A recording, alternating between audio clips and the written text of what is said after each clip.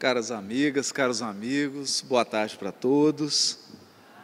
O Elahá sempre nos brindando aí com essas avaliações históricas tão bonitas, né?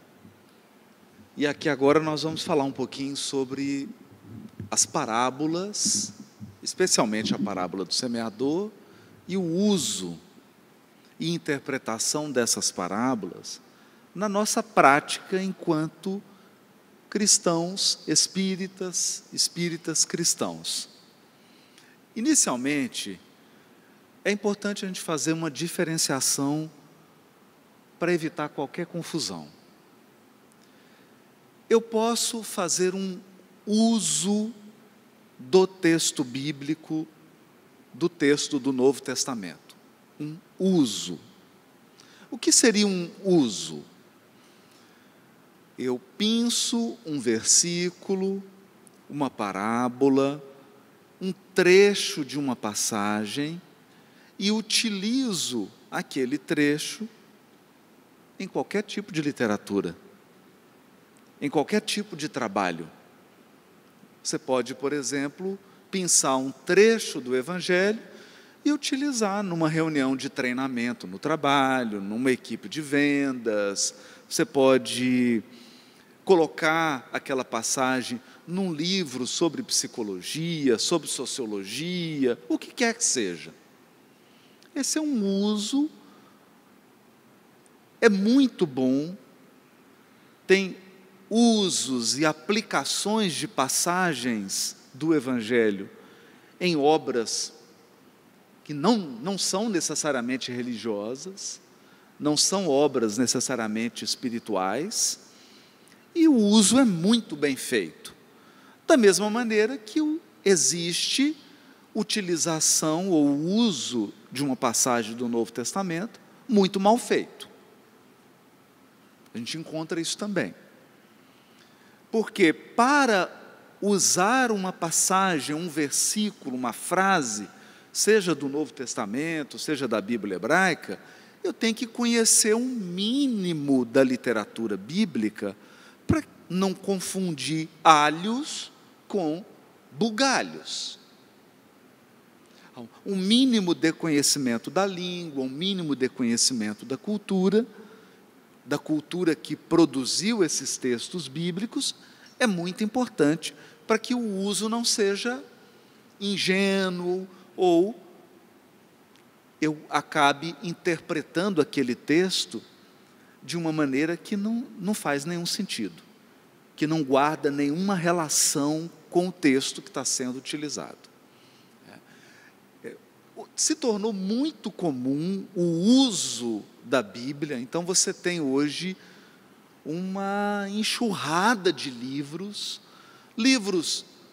que tratam de terapia, de psicoterapia, de economia, livros de treinamento, de autoajuda, e que fazem uso do Novo Testamento de uma maneira muito intensa. Alguns são incríveis, né? Interessante a gente dar uma lida, é bem interessante como que a pessoa consegue pensar um significado do Novo Testamento ou da Bíblia hebraica e aplicar na vida prática. Mas isso é um uso, não é uma interpretação. É importante a gente ter essa diferença. Por isso que Allan Kardec, quando escreve a grande obra da codificação, o Evangelho segundo o Espiritismo, já na introdução da obra, ele relata isso. Ele diz que muitas pessoas conheciam as passagens do Novo Testamento, mas conheciam apenas aqueles versículos famosos. Por exemplo, quem não conhece, os últimos serão os primeiros serão os últimos. Todo mundo conhece. Então, Kardec vai dizer que esses versículos se tornaram axiomas, se tornaram pérolas da literatura. Alguns especialistas em literatura, quando vão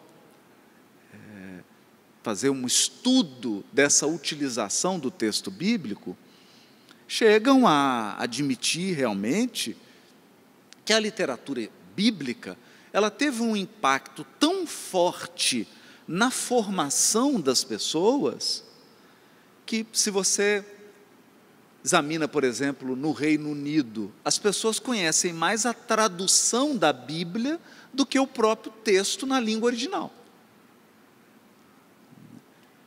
Então, a tradução King James, que é a tradução mais famosa, ela ficou tão entranhada na cultura britânica, que mesmo em alguns trechos em que a tradução está errada, as pessoas preferem ficar com o versículo errado do que com a tradução correta, respeitando a língua original. Todo o Novo Testamento está em grego. Isso é comum, porque aquilo se tornou cultural. Já foi gravado, foi transmitido. Na interpretação, há uma diferença. Veja, e aqui nós não estamos comparando o que é melhor o uso ou melhor a interpretação. O melhor é os dois. Tem momentos que usar o texto do Novo Testamento para uma palestra, para uma fala, para um livro é muito bom, é muito rico isso, não tem problema nenhum. Eu só não posso confundir uma coisa com a outra. Então eu preciso entender quando um autor está fazendo um uso do texto bíblico e quando ele está interpretando o texto bíblico. E Kardec foi muito preciso nisso. Na introdução de O Evangelho segundo o Espiritismo, ele escreveu um item chamado Notícias Históricas. Notícias históricas. Para que servem notícias históricas do mundo bíblico? Servem para quem quer fazer interpretação bíblica. Interpretação bíblica. Porque na interpretação bíblica, você quer entender a mensagem em si. Você se debruça sobre a mensagem e quer aprender com ela. Bom, então, eu vou dar um exemplo prático, depois a gente vai para a parábola do semeador. Jesus falava por parábolas. Isso nós sabemos. Pela quantidade de parábolas que foram registradas nos evangelhos. Então a gente tem uma noção de que aquilo era uma prática comum de Jesus. Lembrando que não vamos confundir o trabalho do Cristo durante aqueles 3 anos e meio, com os evangelhos, que são um registro de talvez 0,5%. Porque Jesus todos os dias, durante 3 anos e meio, falava, conversava com as pessoas, atendia as pessoas.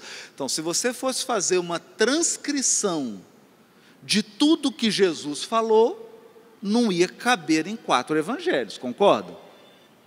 Quer dizer, eu vou precisar de milhares de livros para conter toda essa transcrição de todas as conversas de Jesus, de tudo o que ele disse, de todas as falas dele. Então é óbvio que os evangelhos representam uma compilação, uma síntese dos ensinamentos mais importantes, talvez daqueles que Jesus repetiu mais. Então é muito provável que Jesus tenha repetido uma parábola dezenas de vezes e aquilo acabou ficando gravado. As parábolas de Jesus eram construídas com tamanha maestria que elas são muito compactas. As parábolas são histórias curtas e poderosas, Porque elas são ditas para serem memorizadas. Que, aliás, é um expediente já da Bíblia hebraica. Então, é muito importante a gente ter isso em mente. É um texto cheio de símbolos. É um texto cheio de metáforas, ou até mais do que metáfora, né? Em hebraico, Elahá está mais acostumado, os hebreus chamam de machal. O machal é amplo, porque machal significa provérbio, né? Água mole em pedra dura, tanto bate até que fura. Isso é um machal. Se fosse em hebraico, seria um machal, um provérbio, um dito popular. Então, o machal hebraico, ele não é só uma história. Pode ser um provérbio, pode ser um dito popular, pode ser uma parábola. Por exemplo, os últimos serão os primeiros serão os últimos, é um excelente machal. Para traduzir machal por grego, como é que a gente traduz? Parábola. Então, nós temos uma situação inusitada. Porque muitas frases ditas por Jesus são ditas como parábola. Ele falou uma frase e o evangelista registra que aquilo é uma parábola. Então, a parábola não é simplesmente as histórias que Jesus contou. E nós temos as parábolas ou machal, que são histórias. Aí tem uma história com princípio, meio e fim. Mas veja, se nós estamos estudando o ensino do Cristo, é importante contextualizar esse ensino. E aqui tem uma coisa maravilhosa. Eu vou dar um exemplo. Todo mundo aqui, essa tem uma luz, aqui eu não estou conseguindo, tem uma luz forte aqui. Quem aqui conhece a parábola do filho pródigo? Deixa eu ver. Conhece não, Tiago? Conhece não? Vou contar para você. Eu vou contar. Parábola do filho pródigo. Quem pôs esse nome?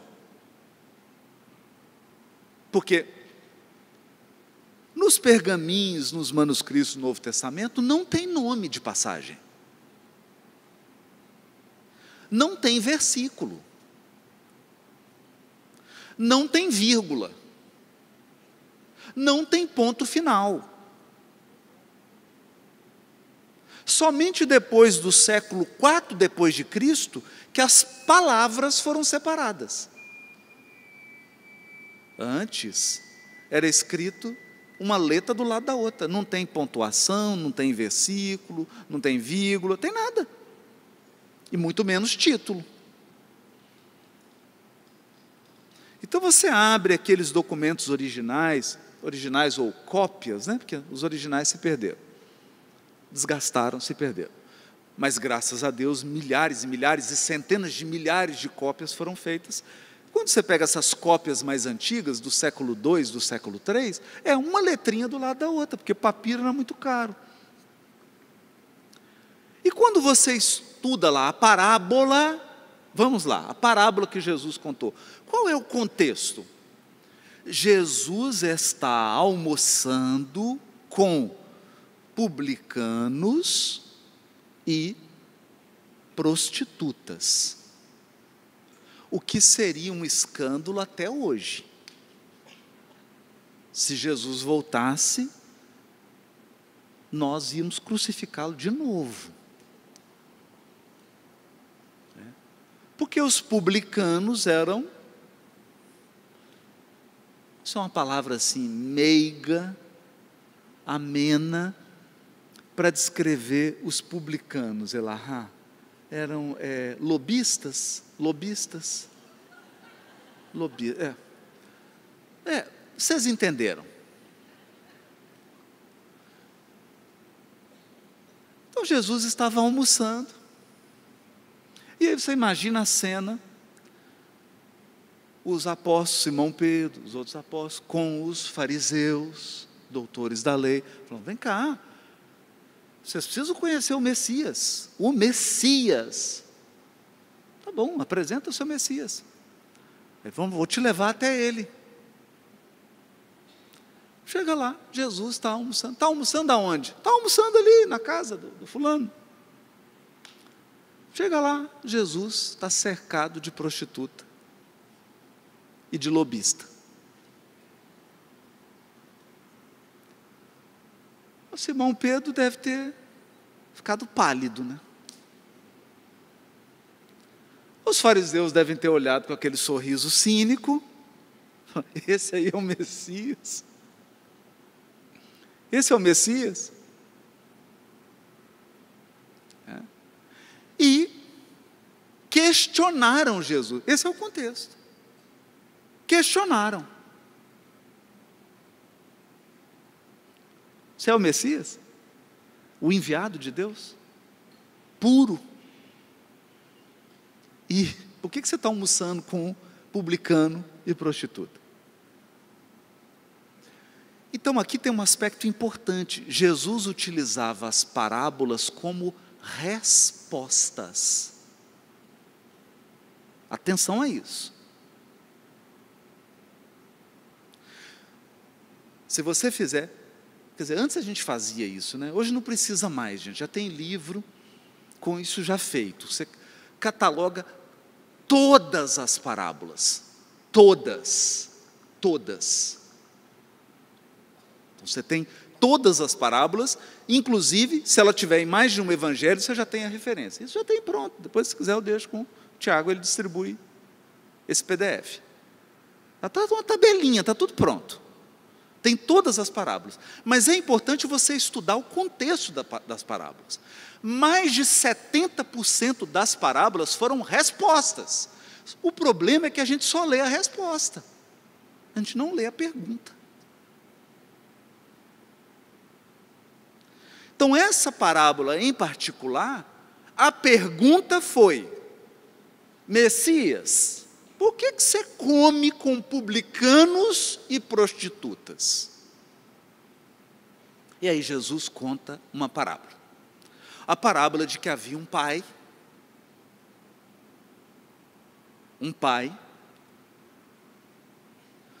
dois filhos. Então veja, nós demos um título para a parábola que a gente já matou um filho, ficou só um. Porque é a parábola do filho pródigo e o outro filho. Então eram dois filhos. Um filho mais velho, um mais novo. O mais novo não tinha juízo. Pediu a herança, pegou a herança, gastou, só com festa. Vocês entenderam? Perdeu tudo. O mais velho não pediu, mas ficou com vontade de pedir. Não pediu herança, mas ficou assim: peço ou não peço? Peço ou não peço? Então, veja, Jesus está contando uma parábola em que ele está representando o filho mais novo, ou pródigo, representam os publicanos e as prostitutas. E o filho mais velho representam os fariseus.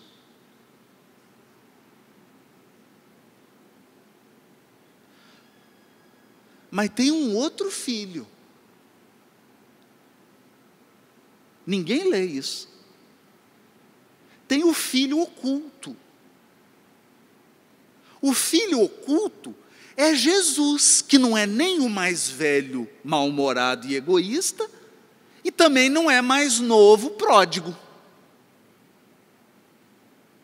O filho oculto é o filho Messias,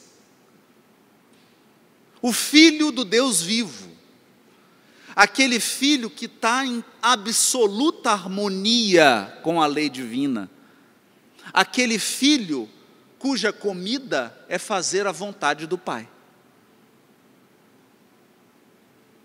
Esse filho está oculto. Ele está subentendido. No entanto, a gente lê a parábola do filho pródigo. Então, você só vê um. Percebe?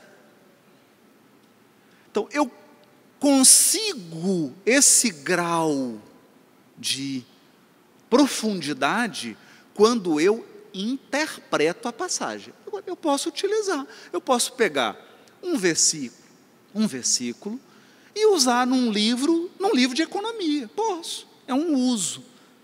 Não tem problema nenhum. Só não posso confundir interpretação com uso. Então, interpretação eu tenho que ir para o contexto, eu tenho que entender o que está acontecendo. A interpretação é para que eu entenda o ensino do Cristo. E ali Jesus está dizendo o seguinte: qual é o ensino dessa parábola? O ensino dessa parábola é: qual é a missão do Cristo enquanto Filho de Deus? Tanto é assim que ele termina a parábola dizendo: o Filho do homem veio para salvar, para recuperar, para resgatar. Quem? Só as prostitutas?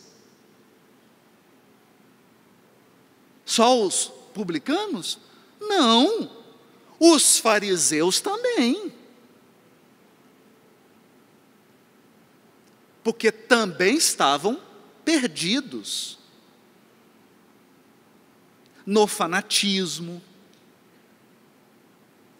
numa religiosidade superficial, numa religiosidade que era só ligada a regras, contrário ao que o judaísmo estabelecia, inclusive. Porque a essência da Bíblia hebraica jamais foi o de estimular as pessoas a terem uma religiosidade superficial. Então, esses fariseus não estavam seguindo nem o que está na primeira revelação. Tanto que Jesus diz, olha que bonito isso, Jesus diz assim sobre os fariseus: façam tudo o que eles disserem. É o que Jesus diria hoje dos expositores espíritas: façam tudo o que eles disserem. Cuidado com o que eles fazem. Não é? Jesus disse isso: façam tudo o que os fariseus vos disserem. Agora, cuidado com o fermento dos fariseus. Ele diz para os fariseus: vocês nem entram no reino dos céus, nem deixam os outros entrar. Porque esse é o ponto. O fariseu ficava na porta, ele não entrava, mas não quer que ninguém entre.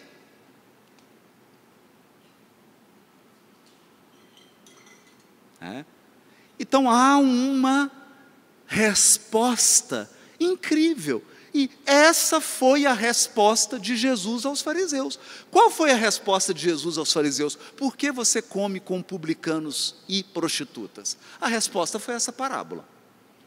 Mas nós podemos ter outra. Nós temos outras também. Em casos semelhantes, ele contou, junto com essa parábola dos filhos, ele contou outras duas. Então a resposta não é só essa parábola dos filhos. Na verdade, se você vai em Lucas, a resposta de Jesus tem mais duas parábolas: a parábola da dracma perdida e a parábola da ovelha perdida.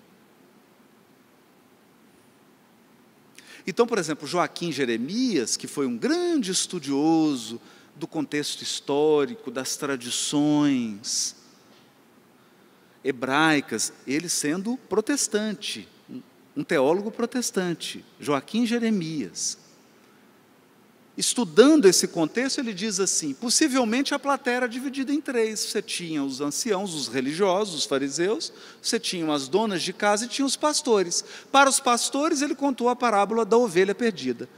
Um pastor que tem 100 ovelhas, uma se perde. Ele deixa as 100, por quê? Elas não se perdem. Por que Jesus deixa 99 ovelhas? Porque elas não se perdem.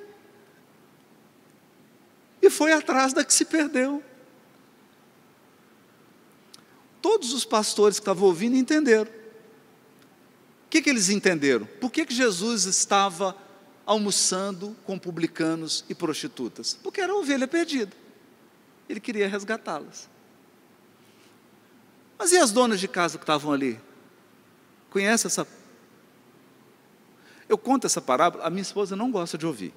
Porque a parábola diz assim: a mulher perdeu 1 centavo. 1 centavo. E ela ficou a noite inteira arredando os móveis para procurar 1 centavo. Mulher geralmente não gosta dessa parábola. Mas que você está pensando num centavo como dinheiro. Aí o Joaquim Jeremias traz um dado que é muito interessante. As mulheres faziam colares com centavos. Aí eu pergunto aqui, gente, ilumina por favor o público aqui, vamos fazer uma pesquisa. Alguma mulher aqui utilizaria um colar faltando um pedacinho? Não. Por isso que ela arreda a mesa, arreda tudo e fica a noite inteira procurando essa peça do colar. Vocês não fariam a mesma coisa? Isso. Então, Jesus está conversando agora não com o pastor, está conversando com as mulheres. Ele está dizendo assim: eu estou almoçando com as prostitutas e com os publicanos, porque eles são uma pecinha valiosa da minha joia. Eu não posso perdê-los. Todas as mulheres entenderam. E aí ele se voltou para os fariseus e contou a parábola do pai e com seus filhos. Porque os fariseus eram todos anciãos. Não é? Anciãos. Eles entendiam essa questão de paternidade, do mais velho, daquele que orienta. Então, para uma pergunta, Jesus conta 3 parábolas. A parábola do semeador é dada num contexto muito específico, o contexto em que Jesus envia os discípulos. Agora, cuidado, porque as parábolas de Jesus têm uns componentes peculiares. Como é que chama aqui aquele negócio, aquela folhinha que você come aqui e a boca fica toda anestesiada? Parábolas de Jesus estão cheias de jambu. Como é que chama aquele negócio que você põe na comida que fica apimentado? Pimenta, né? Está cheio de pimenta. Então, por exemplo, parábola dos filhos, que a gente chama de parábola do filho pródigo. O pai divide a herança. Isso é inconcebível na cultura judaica. É inconcebível na nossa cultura. Herança de pessoa viva. Toda vez que eu vi isso acontecer, deu errado. Toda vez que eu vi isso acontecer, deu errado. Pais vivos dividindo bens. Mas na tradição judaica, isso era um filho chegar para um pai e falar assim: ô pai, dá para dividir aí já? O que acontece lá? Está lascado, né? Então Jesus introduziu um elemento que não tem nada a ver com a cultura. Por quê? Porque esse elemento fazia você ficar muito atento. Outro elemento, um ancião hebreu correndo. Um ancião correndo. Nessa parábola, o pai sai correndo para receber o filho. Um ancião correndo, com aquelas vestes, correndo. Vocês já viram?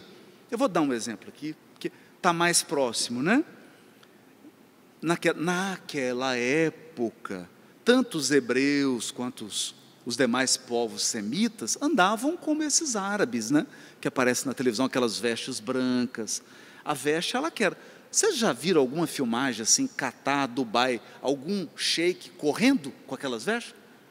Eles saem correndo na frente, vocês já viram? Como é que eles andam?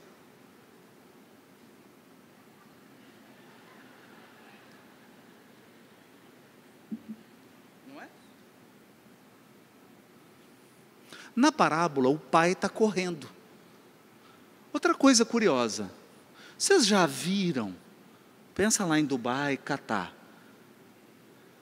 vocês já viram algum sheik daquele chegando para o filho e falando assim: meu filho querido, já viram isso? Já viram? Não tem. Na parábola, quando o pai recebe o filho pródigo, ele beija, a parábola diz isso, repetidamente o filho no rosto. Então quem estava ouvindo Jesus, pensou assim: que horror! Que pai afetuoso é esse? Que coisa horrorosa! Que pai amoroso é esse? Bom, agora vamos para a parábola do semeador. Porque Jesus envia, a partir do capítulo 10 de Mateus, envia os discípulos de 2 em 2. De 2 em 2. Com uma série de instruções. E aí, na sequência, conta a parábola. Vamos lá? Vamos. Agricultura. Claro que a agricultura no Oriente Médio, há 2000 anos atrás, não tinha 3, 4 safras, nem maquinário, não tinha isso. Mas, vamos lá.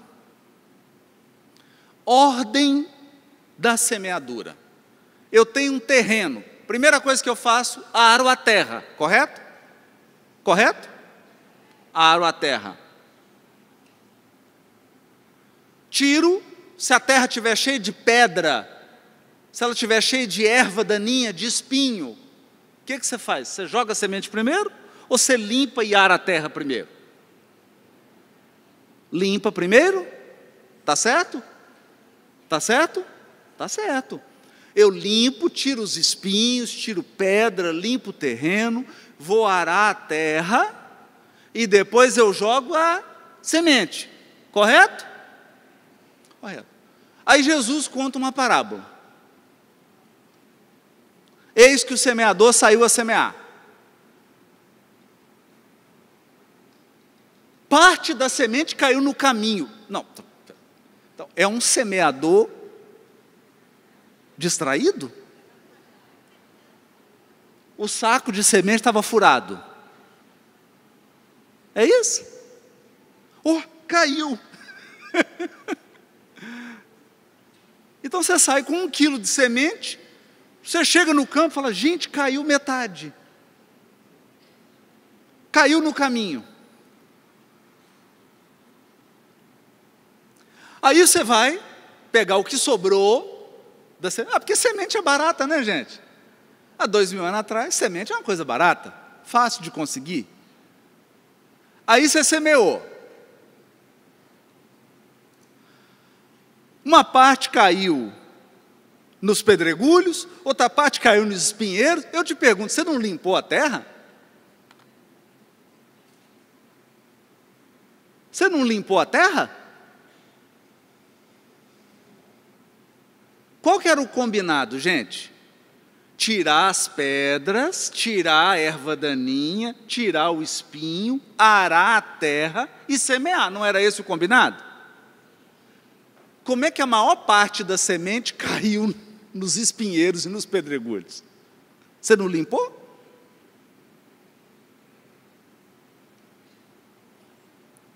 Você não limpou a terra? Perceberam?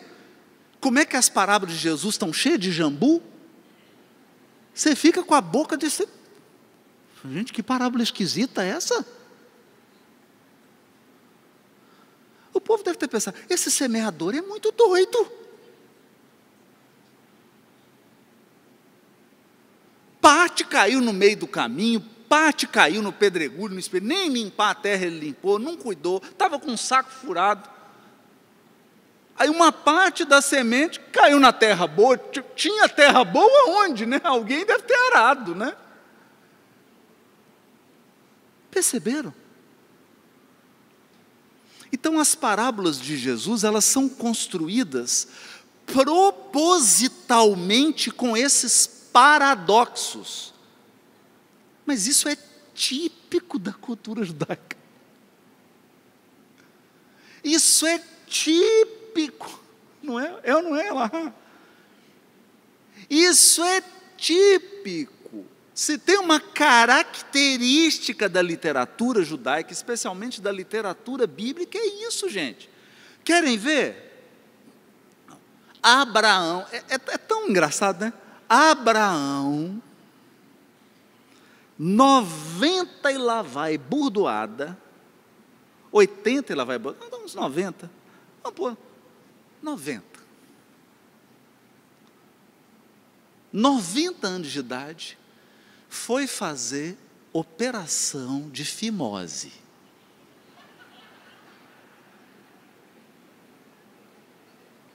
Sem anestesia. Como é que é sem anestesia? Pega uma pedrazinha polida,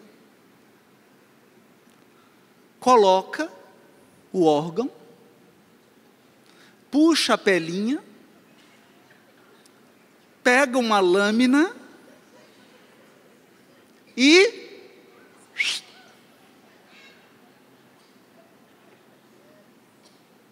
90 anos de idade. Claro, por que com 90 anos? A cicatrização é mais rápida, a recuperação é melhor. Não é os médicos, não é, Andrei? Não é verdade? Com essa idade de 90, a recuperação não é mais rápida, a cicatrização, tudo melhor. Então Abraão está assim, contrito, né? Abraão está assim, em estado meditativo. Aí aparece um anjo para a esposa e fala assim: tu vai ficar grávida. Mulher muito espontânea, o que ela faz? Começa a rir. Fala, você não viu Abraão? Você já falou isso para Abraão? O homem está quieto, está murcho, anda pela casa cabisbaixo, está carinhoso, amoroso, está um dengo só quer saber de comer açaí com farinha de tapioca. Tá? Eu nunca vi esse homem tão sensível assim. Não vai rolar, anjo. E dá uma gargalhada. O anjo fala: olha, você está muito engraçadinha. Vai engravidar, na idade que você está, nesse estado comovedor do Abraão, e mais, eu vou dar o nome para esse menino, para você deixar de ser engraçadinha. Esse menino vai chamar Risada. Risada em hebraico é Yitzhak. Isaac. Não é piada não, gente, isso é Bíblia. Eu estou mentindo? Isso é novo, esse é Velho Testamento, gente, ou Bíblia hebraica. Está lá. Nós que transformamos a literatura nessa coisa pesada, nessa coisa... A literatura bíblica é assim, envolvente, cativante. E não é que ela engravidou? De Abraão. De Abraão. porque estavam sozinhos, lá naquele fim de mundo do deserto. Engravidou e o menino chamou risada. Imagina o constrangimento dessa mãe, sabe? Andar com o menino, falar, como é que ele chama? Risada. Que nome é esse, mulher? Que nome é esse que você pôs nesse menino? Ai, é uma história longa. Né? E a história era contada. Pois bem, a parábola do semeador tem isso. Que semeador é esse, gente? Aí vem os engraçadinhos e dizem que esse semeador saiu das bodas de Caná, tomou vinho durante 7 dias e ele não estava bem. Já estava meio tropeçando, caiu semente no caminho, esqueceu de arar a terra, caiu semente no pedregulho, caiu semente no espinheiro, e uma parte da semente caiu num pedaço da terra lá, que estava mais ou menos, e aí frutificou. Então Jesus conta essa parábola, que tem algo do paradoxal, mas é no paradoxal, é no contracultural que está a lição.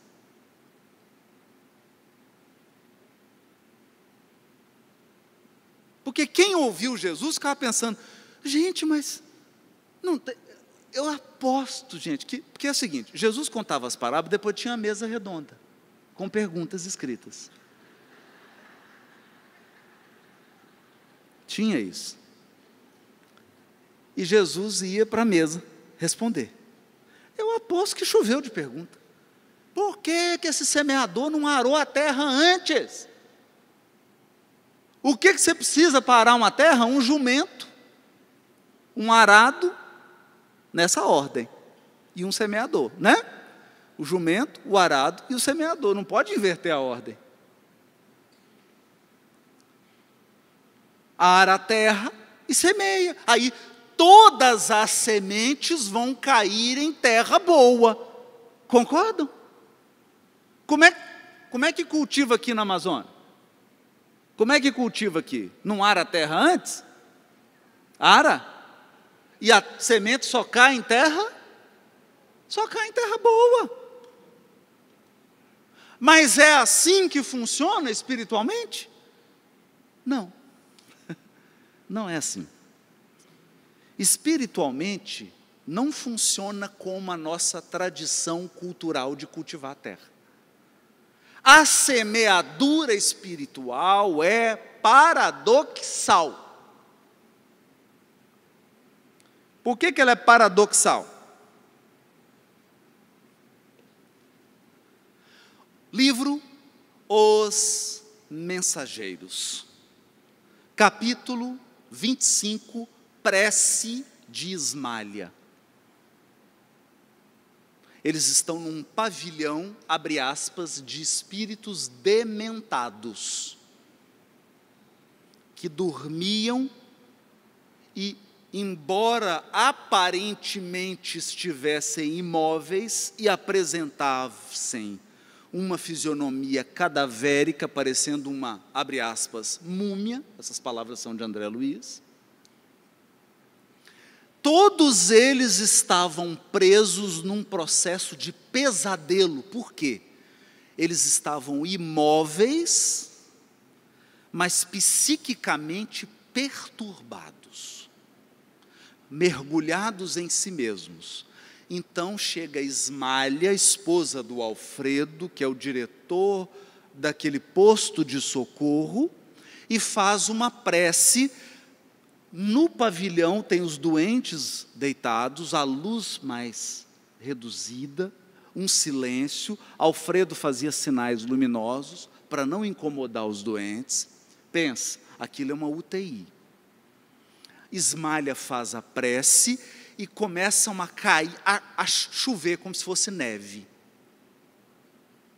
Neve. Começa a chover, elementos. E detalhe, presta atenção nisso. Caía igualmente sobre todos. Eu vou repetir. Estavam caindo flocos de neve, não eram neves. Não era neve, né, gente? Na verdade, André Luiz chama isso de... Ele não. Aniceto. Chama de elementos, tracinho, força. Elementos, força. Elementos espirituais que nutrem espiritualmente os seres. Só que caía igualmente sobre todo mundo. Não caía mais no aniceto, não caía maior quantidade na esmalha. Não, caía igualmente. Só que o André Luiz observou uma coisa. Esmalha era quem mais absorvia. Depois, as senhoras que estavam ao lado dela, depois Aniceto, depois uns outros trabalhadores, depois André Luiz, Vicente, que era um médico amigo do André Luiz.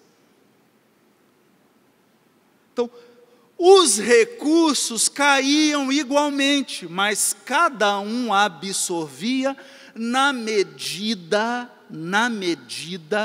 do seu grau evolutivo. O que é isso? Parábola do semeador. A semente cai igualmente sobre todos os terrenos. Se o seu coração é um terreno cheio de espinho, está caindo semente igual. Se o seu coração é cheio de pedra, está caindo semente igualmente. Se o seu coração é um caminho por onde passa tudo quanto é gente, se você transformou seu coração numa casa da mãe Joana, onde todo mundo faz o que quer e o que não quer, cai igualmente a mesma quantidade de semente, mas tem uma diferença. Tem uma diferença.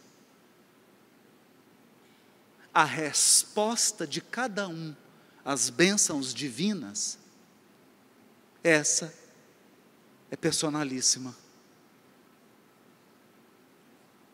Então, alguns respondem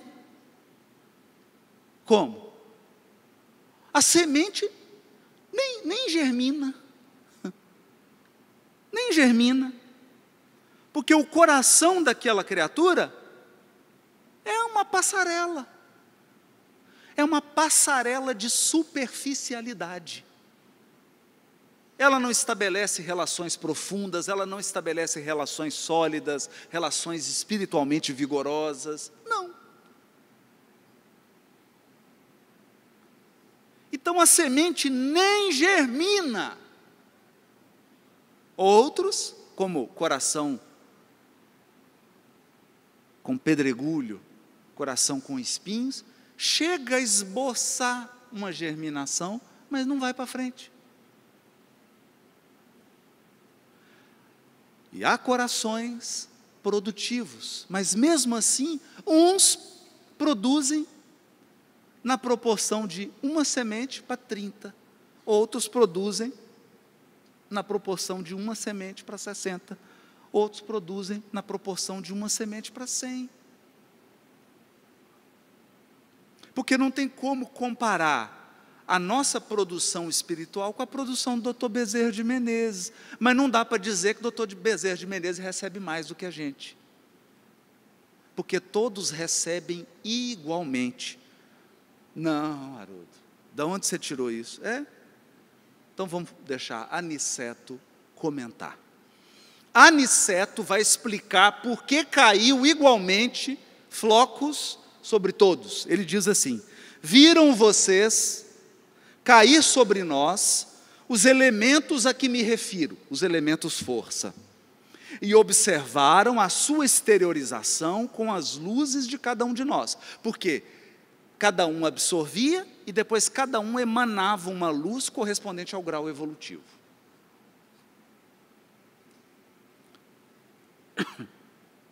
E a sua exteriorização com as luzes de cada um de nós, em benefício dos irmãos que dormem e sofrem. Concedeu-nos o Altíssimo a força de auxiliar em porções iguais para todos. Vou ler de novo. Concedeu-nos o Altíssimo a força de auxiliar em porções iguais para todos, mas nós a espalhamos de acordo com a nossa possibilidade e coloração individuais. Então a semeadura é igual em todos os corações. A mesma quantidade de semente que Deus derrama no coração de um anjo é a quantidade de semente que Ele derrama no meu coração. A mesma. Mas a resposta do anjo não é a mesma que a minha. Esmalha, cujos sentimentos são mais amplos e universalistas do que os nossos, olha isso. Esmalha, cujos sentimentos são mais amplos e universalistas que os nossos. Ou seja, gente, não basta você ter sentimentos de amor intenso, se os seus sentimentos de amor intenso são bairristas. Não é só intensidade. Esmalha, além de ter sentimentos mais amplos, os sentimentos dela eram mais universais.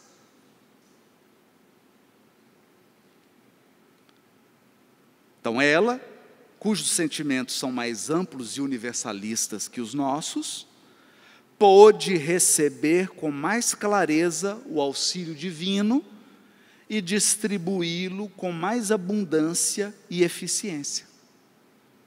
Temos aqui uma profunda lição.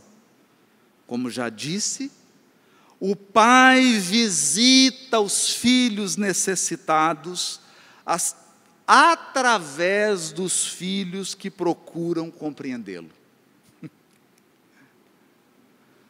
Deus visita os filhos necessitados através dos filhos servidores. Não poderíamos abusar do Senhor como abusamos no círculo terrestre dos pais humanos. Não vive Ele, o Altíssimo, ao sabor de nossos caprichos pessoais. Nunca poderia vir em pessoa enxugar o pranto do necessitado que chora, em consequência, aliás, do ouvido das divinas leis. Compete ao necessitado caminhar ao reencontro dele. O Senhor, todavia, atende sempre a todos os homens de boa vontade, por intermédio dos homens bons. Olha isso. Deus auxilia o ser humano através do ser humano. Então, o Senhor, todavia, atende sempre a todos os homens de boa vontade por intermédio dos homens bons que se edificam na casa divina. Todos os nossos desejos e impulsos, olha isso aqui, gente. Todos os nossos desejos e impulsos razoáveis são atendidos pelas bênçãos paternais do Eterno. Tem que ser razoável. Tem que ser razoável. Ainda que nos demoremos nas lágrimas e nas aflições, jamais permanecemos ao desamparo. Apenas devemos salientar que as respostas de Deus, olha isso, as respostas de Deus vão sendo maiores e mais diretas à medida que se intensifique o nosso merecimento, competindo-nos reconhecer que, para semelhantes respostas, são utilizados todos quanto trazem consigo a luz da bondade, ou já possuem mérito e confiança para auxiliar em nome de Deus. Portanto, a parábola do semeador tem duas grandes lições, e aqui eu termino. Duas grandes lições para quem quer cooperar com o divino, para quem quer cooperar com Deus. Primeira, não queira que alguém receba mais do que tem condições de absorver. Não queira que alguém receba mais do que tem condições de absorver.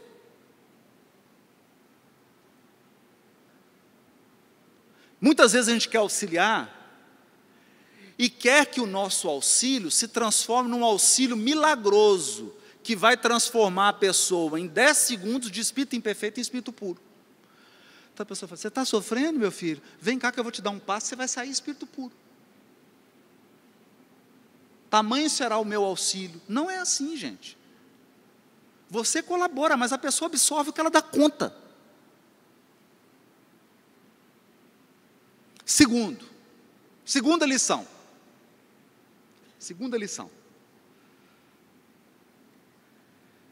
Ser intermediário das sementes divinas é o segredo para a construção da nossa felicidade.